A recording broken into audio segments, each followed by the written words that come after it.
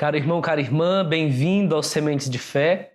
E nosso vídeo de hoje vai ser sobre o martírio na fé cristã.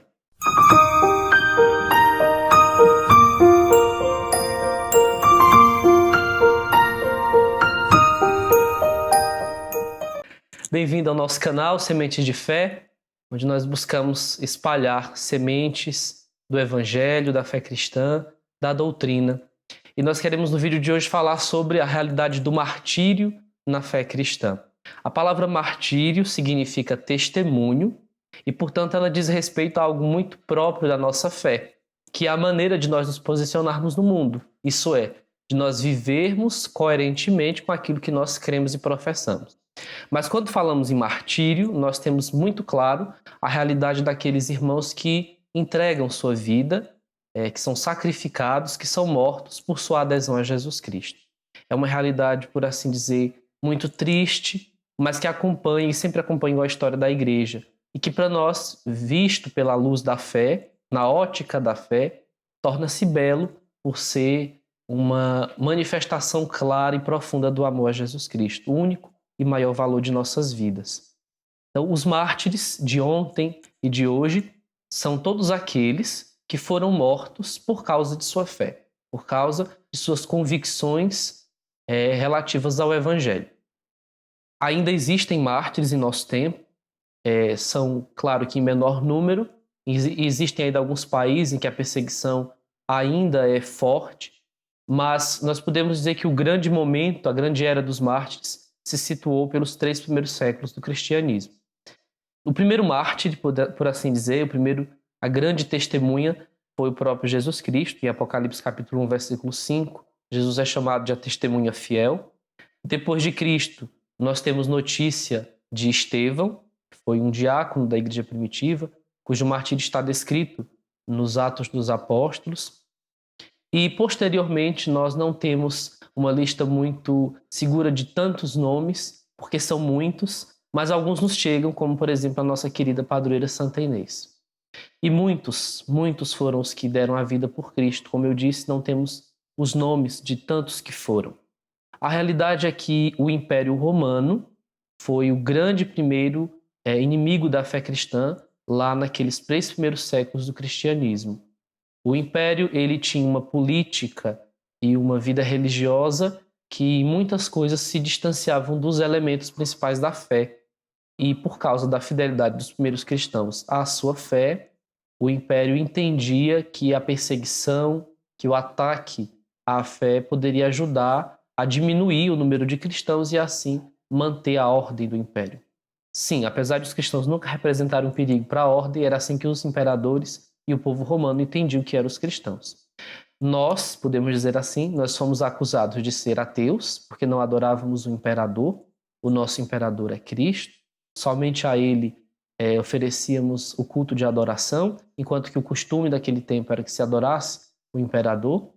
Então, a partir daqui já o imperador se sentiu ofendido, se sentiu rejeitado pelos cristãos, por não ser considerado um deus.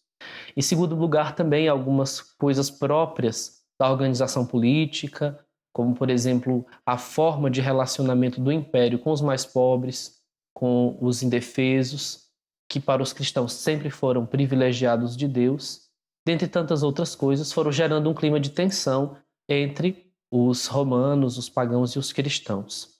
Era interessante que a superstição dos romanos os levava a pensar que quando haviam desgraças em Roma, quando haviam incêndios, problemas do tempo, a culpa era dos cristãos, afinal eles não se submetiam aos deuses do império.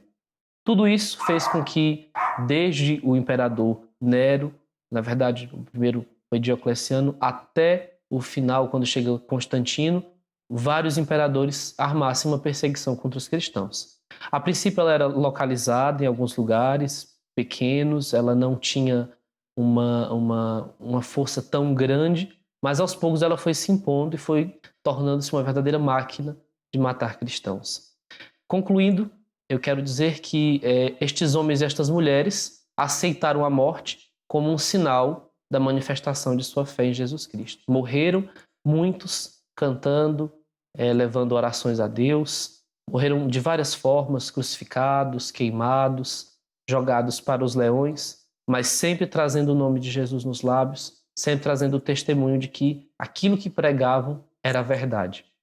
Muitos destes irmãos e destas irmãs, como falei, são venerados por nós e devem ser imitados. E aqui eu concluo com duas coisas que eu acredito que no testemunho dos mártires pode nos tocar muito. Em primeiro lugar, a convicção da nossa fé. Veja, nós não somos melhores do que ninguém, mas nós temos uma esperança muito clara. É Jesus Cristo. E esta esperança não deve ser negada, não deve ser trocada, não deve ser de modo algum negociada por qualquer outro princípio. Devemos respeitar os irmãos que pensam diferente de nós, mas devemos oferecer-lhes o belo testemunho da nossa fé, da nossa convicção.